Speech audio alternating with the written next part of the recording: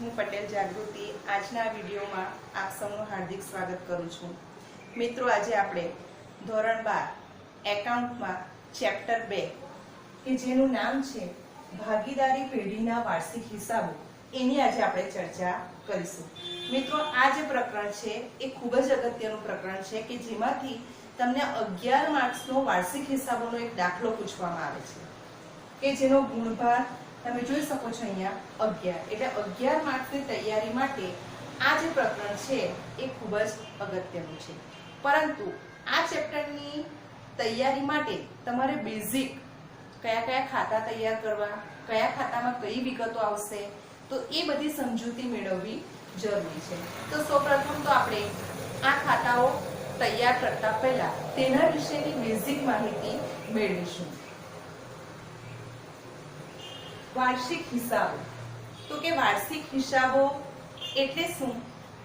તો કે એકાકી માલિકી અથવા તો વૈયક્તિક માલિકી એની પેઢીના જે કંઈ પણ હિસાબો તૈયાર કરવામાં આવે છે એવી જ રીતે ભાગીદારી પેઢીના હિસાબો તૈયાર કરવામાં આવે છે કે જેમાં પેઢીના નફો કે નુકસાન તેમજ ધંધાની આર્થિક પરિસ્થિતિની માહિતી મેળવવા માટે, પરિસ્થિતિની જાણકારી મેળવવા માટે વાર્ષિક હિસાબો તૈયાર કરવામાં આવે છે। અને એ વાર્ષિક હિસાબો માટે તમારે આ યાદ રાખવાનું છે 4+1।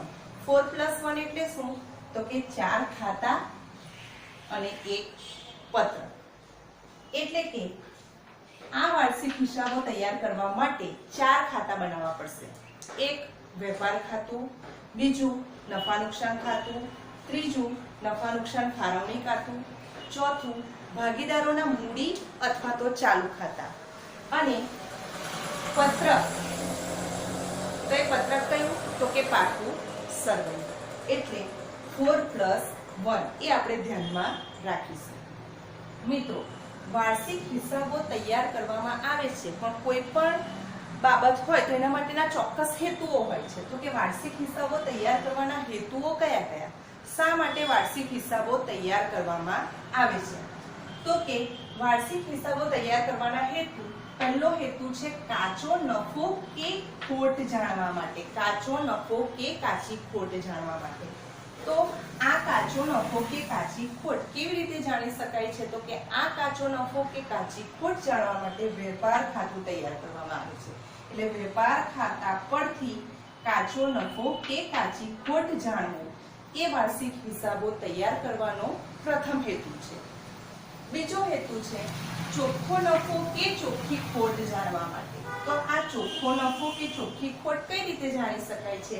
તો કે ચોખ્ખો નફો કે ચોખ્ખી ખોટ નફા નુકસાન ખાતા ઉપરથી જાણી શકાય છે કે જે ધંધામાં નફો થયો કે નુકસાન તે દર્શાવતું ખાતું એટલે નફા નુકસાન ખાતું। તો નફા નુકસાન ખાતું તૈયાર કરીશું અને તે પરથી આપણને ચોખ્ખો નફો કે ચોખ્ખી ખોટ જાણવા મળશે। એટલે બીજો હેતુ થશે નફા નુકસાન ખાતું તૈયાર કરી ચોખ્ખો નફો કે ચોખ્ખી ખોટ જાણી શકાય છે। ત્રીજો હેતુ છે વહેંચણી પાત્ર નફો કે ખોટ જાણવા માટે। ભાગીદારોના જે કંઈ પણ અંગત ખર્ચાઓ હોય અને અંગત આવકો હોય તો એના આધારે નફા નુકસાન ફાળવણી ખાતું તૈયાર કરવામાં આવે છે, અને એ નફા નુકસાન ફાળવણી ખાતાના આધારે ભાગીદારની વહેંચણી પાત્ર ખોટ થાય ભાગીદારને કે વહેંચણી પાત્ર નફો થયો તે જાણી શકાય છે। એટલે એ પણ એક હેતુ થશે વાર્ષિક હિસાબો તૈયાર કરવાનો કે વહેંચણી પાત્ર નફો થયો કે વહેંચણી પાત્ર ખોટ છે તે જાણી શકાય છે। ત્યારબાદ છે પેઢીની આર્થિક પરિસ્થિતિ જાણવા માટે। તો પેઢીની આર્થિક પરિસ્થિતિ જાણવા માટે પાકું સરવૈયું તૈયાર કરવામાં આવે છે। અહીં આપણે જોયું 4+1 એટલે આ 3 ખાતા તમે જોઈ શકો છો, વેપાર ખાતું, નફા નુકસાન ખાતું, નફા નુકસાન ફાળવણી ખાતું, બીજું એક ભાગીદારોના મૂડી / ચાલુ એટલે કે મૂડી ખાતા કે ચાલુ ખાતું તૈયાર કરવામાં આવે છે, અને એક પત્રક તૈયાર કરવામાં આવે છે કે જે ધંધાની આર્થિક પરિસ્થિતિ આપણને જણાવે છે કે જેને પાકા સરવૈયા તરીકે ઓળખવામાં આવે છે। એ પાકા સરવૈયામાં મૂડી દેવા અને મિલકત લેણા એટલે કે જે કંઈ પણ મૂડી ભંડોળ હોય તેની વિગતો અને મિલકત લેણા બાજુ જે કંઈ પણ મિલકતો હોય એ મિલકતોની વિગતો દર્શાવવામાં આવે છે। ત્યારબાદ છે કરવેરાના હેતુ માટે। કરવેરો આપણે કેટલો ભરવાનો થશે અથવા તો કરપાત્ર જે રકમ છે એ રકમ આપણે જાણી શકીએ છીએ, તો તેના માટે તે પણ એક હેતુ એનો થશે. તો આ આપણે જોયું કે વાર્ષિક હિસાબો તૈયાર કરવાના હેતુઓ શું છે, તો કે કાચો નફો કે કાચી ખોટ જાણી શકાય છે. તે કયા કોના આધારે જાણી શકાય, તો કે વેપાર ખાતું તૈયાર કરીને. ચોખ્ખો નફો કે ચોખ્ખી ખોટ જાણી શકાય છે, એ કોના આધારે, તો કે નફા નુકસાન ખાતા દ્વારા. વહેંચણીપાત્ર નફો કે વહેંચણીપાત્ર ખોટ જાણી શકાય છે, એ નફા નુકસાન ફાળવણી ખાતા દ્વારા. ધંધાની આર્થિક પરિસ્થિતિ જાણી શકાય છે, તો કે કયા પત્રક દ્વારા, તો કે પાકવા સરવૈયા દ્વારા. તો આ એના હેતુઓ થશે. હવે મિત્રો અલગ અલગ ખાતાઓ તૈયાર કરવાના છે, તો એમાં પહેલા આપણે વેપાર ખાતાની વિગતો વિશે બેઝિક માહિતી સમજૂતી મેળવીશું. તો કે વેપાર ખાતું એટલે શું, તો કે વેપાર ખાતાને બીજા શબ્દમાં કહી શકીએ કે માલને લગતું ખાતું. માલને લગતું ખાતું એટલે માલની આવક અને માલની જાવક, એને લગતું ખાતું. એટલે આપણે કહી શકીએ કે માલની આવક અને જાવકને લગતા જે વ્યવહારો જે ખાતામાં નોંધવામાં આવે છે તે ખાતાને વેપાર ખાતા તરીકે ઓળખાવી શકાય. તો કે વેપાર ખાતામાં કઈ વિગતો આવશે, અથવા વેપાર ખાતું એટલે શું, તો કે આવક જાવકના વ્યવહારો. શાની આવક જાવક, તો કે માલની આવક જાવક. માલની આવક જાવકના વ્યવહારો દર્શાવતું ખાતું એટલે વેપાર ખાતું, કે જેમાં ખરીદીને લગતા ખર્ચા, ખરીદીને લગતા છે તે પણ ખર્ચા હોય, જેમ કે મજૂરી છે. કોઈક કારખાનામાં માલ આપણે લાવીએ છીએ તો એ ટ્રકમાંથી માલ ઉતારવાનો હોય કે માલ ચડાવવાનો હોય, તો એ મજૂરી છે જે ખરીદીને લગતો ખર્ચ છે. આવક માલ ગાળા ભાડું, રિક્ષામાં કે કઈ ટ્રકમાં આપણે માલ લાવીએ છીએ તો એનું જે ભાડું ચૂકવીએ છીએ આવક માલ ગાળા ભાડું. ઓક્ટ્રોય, જકાત, નૂર, આ બધા ખરીદીને લગતા ખર્ચા આવશે. ત્યારબાદ ઉત્પાદનને લગતા ખર્ચા. ઉત્પાદનને લગતા ખર્ચા એટલે કયા, તો કે કારખાનાને લગતા ખર્ચા. કારખાનામાં જે ઘસારો લાગે છે તે, પ્લાન્ટનો ઘસારો, કેમ એ વેપાર ખાતામાં આવશે. તો કે ઉત્પાદન માટેનો ખર્ચ છે, તમે જોઈ શકો છો કે ઉત્પાદનને લગતા ખર્ચા એ પણ વેપાર ખાતામાં આવે છે. એટલે કારખાનાનો ઘસારો છે, પ્લાન્ટનો ઘસારો છે, તો એ વેપાર ખાતામાં આવશે, કારણ કે ઉત્પાદન કરવા માટે આપણે ઉત્પાદનની પ્રક્રિયામાં એ ખર્ચ થાય છે માટે. બાકીના જે ઘસારા છે એ નફા નુકસાન ખાતામાં આવશે. જેમ કે યંત્રનો ઘસારો હશે તો યંત્રનો ઘસારો પણ નફા નુકસાન ખાતામાં આવશે. ત્યારબાદ છે માલની આવકના વ્યવહારો. જમા બાજુ માલની જે કંઈ પણ આવક હશે તો એવી માલની કઈ આવક છે, તો કે ભંગાર માલનું વેચાણ, તો એ માલની આવક થશે. તો એ માલની આવકના વ્યવહારો જે છે એ વેપાર ખાતાની ઉધાર બાજુ. અને જાવક જમા બાજુ લખાય છે, પણ અત્યારે જે આપણે અહીંયા ગાડી વેપાર ખાતું તૈયાર કરીશું એ ફોર્મેટ પ્રમાણે કે જે વેપાર ખાતાની ઉધાર બાજુ છે એમાં પહેલા ખરીદી લખાશે, ત્યારબાદ ખરીદ પરત. એ ખરીદેલો માલ કોઈ કારણસર પરત થાય તો તે માઇનસ થશે.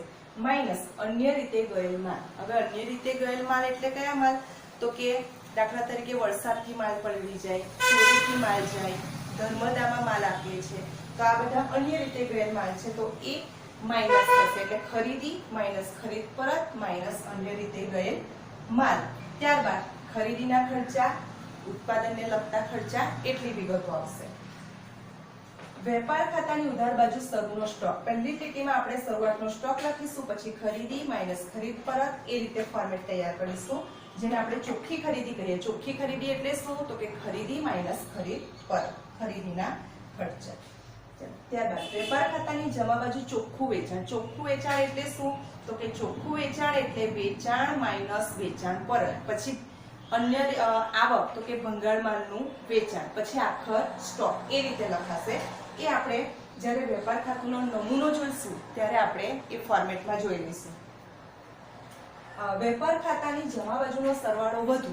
જમા બાજુનો સરવાળો વધુ હશે તો ખૂટતી જે રકમ હશે નફો કહેવાશે, અને વેપાર ખાતાની ઉધાર બાજુનો સરવાળો વધુ હશે તો એ ખોટ ગણાશે. એટલે જમા બાજુનો સરવાળો જ્યારે વધુ આવશે ત્યારે ઉધાર બાજુ રકમ ખૂટશે એટલે જમા બાકી કહેવાય, અને ઉધાર બાજુનો સરવાળો વધારે આવશે ત્યારે જમા બાજુ રકમ ખૂટશે ખોટ, તો એ કઈ બાકી કહેવાય, ઉધાર. એમ પણ નફો જે હોય એ નફાની જમા બાકી હોય અને ખોટ જે હોય એ ખોટની ઉધાર બાકી હોય. તો મિત્રો આ રીતે આપણે પહેલા વાર્ષિક હિસાબો માટેની બેઝિક સમજૂતી મેળવીશું કે એમાં કયા કયા ખાતા તૈયાર થાય છે. તો 4+1 તમારે યાદ રાખવાનું છે, 4 ખાતા અને 1 પત્રક. એ આપણે અહીંયા જોયું કે કેટલા ખાતા છે અને કયું પત્રક છે. અને આપણે શરૂઆત કરી વેપાર ખાતાથી કે વેપાર ખાતું એ શું? તો કે વેપાર ખાતું એ માલની આવક અને જાવકને લગતું ખાતું છે, જેમાં ઉધાર બાજુ શરૂઆતનો સ્ટોક, ખરીદી માઇનસ ખરીદ પરત, ખરીદીને લગતા ખર્ચા એ રીતે નોંધ થશે. જમા બાજુ તો કે વેચાણ માઇનસ વેચાણ પરત, ભંગાર માલનું વેચાણ, આખો સ્ટોક, એ બધી વિગતોનો સમાવેશ થશે. અને એના આધારે આપણને શું મળશે? તો કે કાચો નફો કે કાચી ખોટ જાણવા મળશે. અને એ કાચો નફો કે કાચી ખોટ આપણે કયા ખાતામાં લઈ જઈશું? તો કે જે કંઈ પણ કાચો નફો કે કાચી ખોટ આવશે એ આપણે નફા નુકસાન ખાતામાં લઈ જઈશું. હવે આપણે વેપાર ખાતું કઈ રીતે તૈયાર થાય તો તેનો નમૂનો જોઈશું. તો વેપાર ખાતું બનાવતી વખતે તમે ફક્ત અહીંયા વેપાર ખાતું લખશો તો એક્ઝામમાં તમારા માર્ક્સ કપાશે. માટે અહીંયા મેં ડેશ કરેલું છે. તો એ ડેશનું મતલબ કે જે કોઈક વ્યક્તિનું નામ હશે ભાગીદારોનું, એ ભાગીદારોના નામ આવશે અહીંયા, ભાગીદારોનું તારીખ. તો કે હિસાબી વર્ષ જે હશે 31/3/17, 31/3/16, જે કંઈ પણ હિસાબી વર્ષ હશે એના રોજ પૂરા થતા વર્ષનું વેપાર ખાતું. એટલે જ્યારે તમે ઉપર આ હેડિંગ લખશો તો એ હેડિંગ તમારે પૂરેપૂરું લખવાનું છે. ફક્ત વેપાર ખાતું લખશો તો એ ચાલશે નહીં. ઉદાહરણ તરીકે લઈએ, ABC નું તારીખ 31/3/17 ના રોજ પૂરા થતા વર્ષનું વેપાર ખાતું. આ રીતે તમારે હેડિંગ આપવાનું રહેશે. વિગત, રકમ, વિગત, રકમ, ઉધાર બાજુ, જમા બાજુ.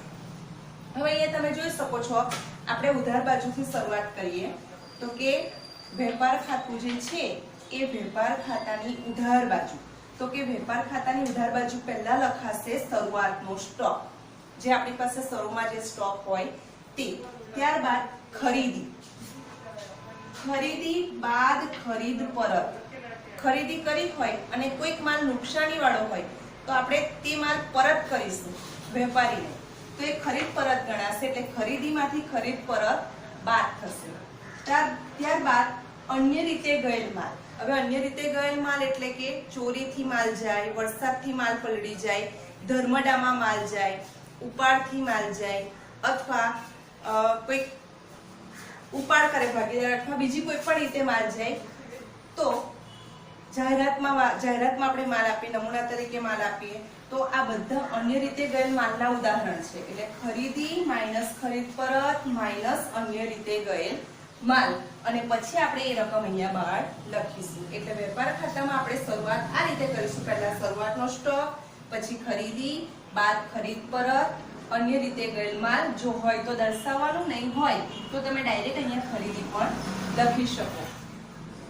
ત્યારબાદ માલની ખરીદીને લગતા ખર્ચા. તો કે માલની ખરીદીને લગતા ખર્ચા કયા કયા હોઈ શકે? તો કે આવક માલ ગાળા ભાડું. આવક માલ ગાળા ભાડું એટલે શું?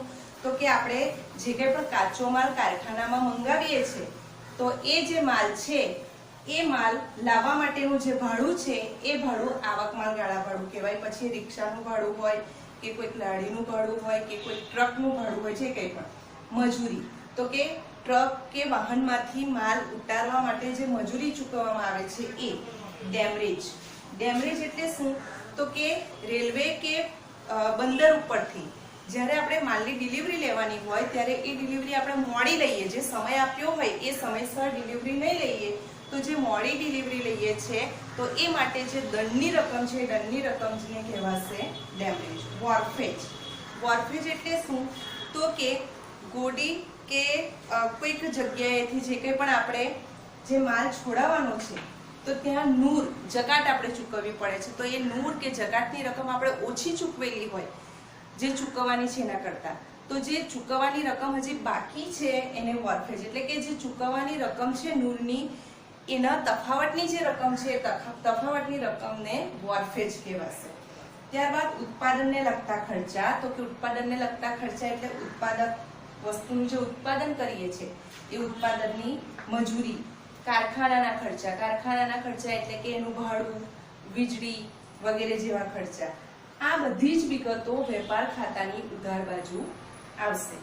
જમા બાજુ જોઈએ તો કે વેપાર ખાતાની જમા બાજુ પહેલા લખાશે વેચાણ, બાદ વેચાણ પરત. વેચાણમાંથી જે કંઈ પણ વેચાણ પરત હશે એ આપણે માઇનસ કરી અને પછી રકમ બહાર લખીશું. ભંગાર માલનું વેચાણ. આ વેચાણમાં આપણે ભંગાર માલનું વેચાણ દર્શાવી શકીએ નહીં, કારણ કે ભંગાર માલ જે છે ભંગાર માલનું વેચાણ અલગથી દર્શાવવામાં આવશે. ત્યારબાદ જેમ અહીંયા સમૂહનો સ્ટોક દર્શાવીએ છીએ એ જ રીતે અહીંયા દર્શાવાશે આખર માલનો સ્ટોક. હવે તમે જોઈ શકો છો કે જ્યારે જમા બાજુનું ટોટલ કરીશું ત્યારે જમા બાજુનું ટોટલ જ્યારે વધારે આવશે તો અહીંયા જે રકમ ખૂટશે એ નફો ગણાશે, કાચો નફો. એટલે કે જમા બાજુનો સરવાળો કરતા જે ખૂટતી રકમ છે કાચો નફો, તો આને આપણે જમા બાકી કહી શકીએ. અને ઉધાર બાજુનું ટોટલ કરતા અહીંયા જે ખૂટતી રકમ આવશે એ કહેવાશે કાચી ખોટ.